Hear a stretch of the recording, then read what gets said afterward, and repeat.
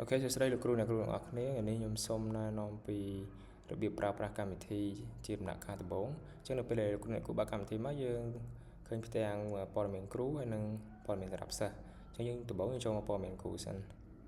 បាទកន្លែងនេះយើងបំពេញតាមលក្ខខណ្ឌយើងធម្មតាអញ្ចឹងមកកន្លែងណាកែបានគឺយើងកែមកហើយកន្លែងនេះបើសិនជាលោកគ្រូអ្នកគ្រូមាននាយកសាលាដាក់នាយកសាលាបើសិនជានាយិកាសាលាដាក់នាយិកាសាលាអញ្ចឹងណាបាទហើយសម្រាប់ឆ្នាំសិក្សានេះយើងដាក់ត្រូវហើយ2025-26ហើយសម្រាប់ឆ្នាំនេះគឺយើងដាក់ឆ្នាំ2025ហើយបើសិនជាយើងបរៀនដល់ខែដែលដល់ឆ្នាំ2026ឡើយនេះយើងដូរដាក់ឆ្នាំ2026វិញហើយសម្រាប់កញ្ចប់ឯកសារហ្នឹងវាមានក្នុងមួយខែអញ្ចឹងនៅក្នុងខែវិច្ឆិកាលោកគ្រូអ្នកគ្រូបើសិនជា print សភៅសម្រាប់បន្ទុកលោកគ្រូអ្នកគ្រូដាក់អាចជាដាក់ក្នុងថ្ងៃ20ជាងអញ្ចឹងលោកគ្រូដាក់កន្លែងនេះថ្ងៃ20ជាងហើយបើសិនលោកគ្រូអ្នកគ្រូចង់ print អវត្តមានលោកគ្រូអ្នកគ្រូដាក់ដាច់ខែអញ្ចឹងណាហើយនេះយើងអាចផ្លាស់ប្ដូរបានអស់តាមខែនេះ